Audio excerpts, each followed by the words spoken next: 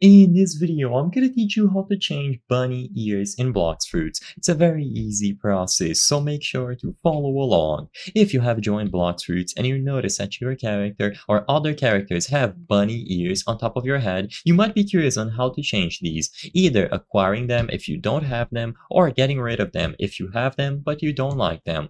Well, the bunny ears are assigned because of the race of the player. So if you got the rabbit race when you first joined Blox Fruits, which is one of the 4 races available, then you are going to get bunny ears. This race is highly sought after because it grants a good speed boost and it is effective in traveling, PvP at escaping combos, chasing people and running.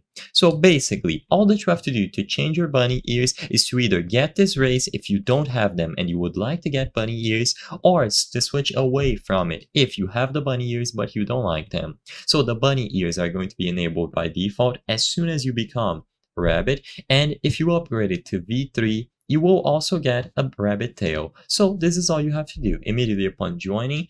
If you got lucky, you are going to randomly get the bunny, but if you don't get the bunny, you can talk to a specific NPC or go over to the shop to change your race. So if you go over to the shop, you can purchase the option to change your race randomly for Robux, and alternatively, you can talk to this NPC that is going to give you a race change for fragments. So keep that in mind. As long as you get the rabbit race, you will be able to see the bunny ears. Keep in mind that if you have a dynamic head on, they will not show up, so you have to take away the dynamic head as well.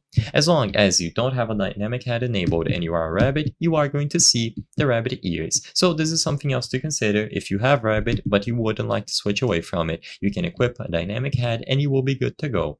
I hope I was able to help you on how to change bunny ears in Blox Fruits. If this video helped you, please be sure to leave a like and subscribe for more very easy tips. Thank you for watching.